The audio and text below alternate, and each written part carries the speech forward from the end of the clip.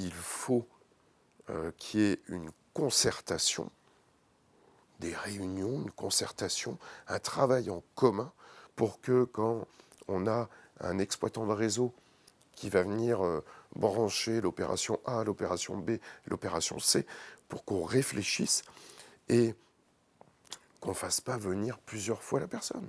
C'est là où on voit si ça a été pensé, voilà, si ça a bien été pensé et que la coordination se fait bien, c'est-à-dire que si les corps de métier arrivent au bon moment et que c'est bien à eux d'intervenir à ce moment-là, quoi.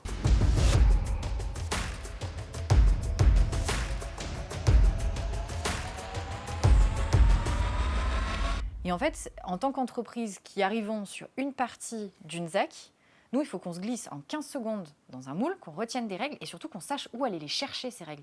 Ça permet surtout d'être là où on nous attend. Et donc, effectivement, de contrecarrer les erreurs de livraison, les erreurs de circulation, le camion qui est trop gros, qui ne devrait pas être à cet endroit-là, ou le technicien qui rentre par une coursive qui n'est pas la bonne, enfin, de façon simple et effectivement, qui parfois peuvent être aussi simples que ça. On veut aussi que les promoteurs, entre eux, échangent, discutent et réfléchissent à des moyens de mise en commun. Et c'est là où, du coup, on se retrouve dans une espèce de copropriété de promoteurs, où il faut quand même qu'on arrive à leur faire comprendre, tous autant qu'ils ont des intérêts communs, mais qui ne sont pas dans le cadre juridique dans lequel ils sont en train de s'engager avec l'aménageur. C'est être capable de leur décrire les conditions dans lesquelles ils pourront réaliser le chantier, les emprises de chantier disponibles, l'évolution dans le temps entre le moment où on le choisit pour construire et le moment où il va être en cours de chantier.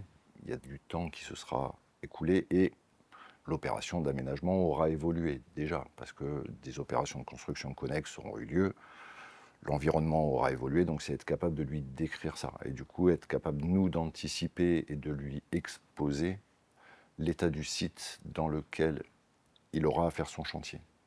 C'est cette fameuse cellule de coordination des chantiers.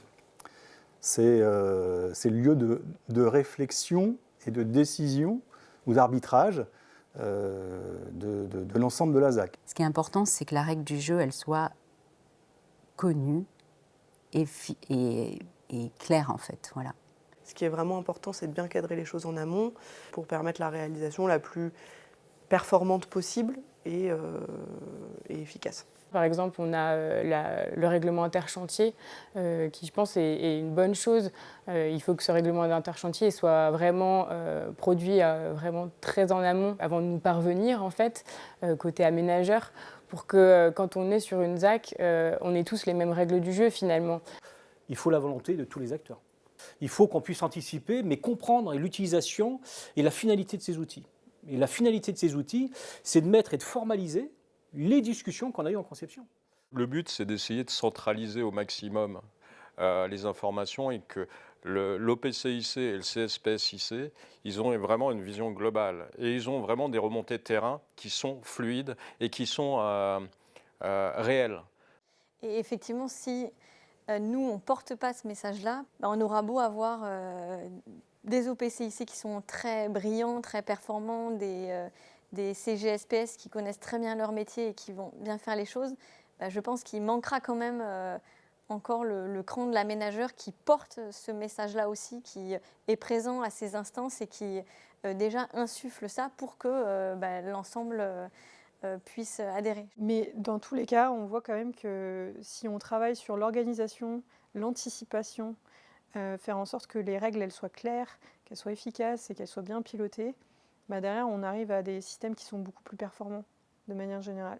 On n'est pas là, nous, pour rajouter du texte au texte, mais c'est de faire en sorte, justement, peut-être à pouvoir, chacun à notre niveau, apporter notre pierre à l'édifice et pouvoir, justement, simplifier, en tout cas, cette lecture et de réussir à synthétiser peut-être un document ou un outil, justement, qui permettra de faciliter les futures modalités pratiques sur le terrain. Tous ces outils-là sont des outils qui sont nécessaires, qui le sont aussi quand on est tout seul, mais qui sont encore plus forts, plus importants quand on est en groupe. C'est indispensable aujourd'hui de revenir à ce décloisonnement et à cette nouvelle façon d'appréhender l'aménagement du territoire. C'est un acte social et sociétal, c'est pour les gens qu'on fait ça. Et donc, il me semble que c'est indispensable aujourd'hui de co-construire et de co-aménager notre territoire.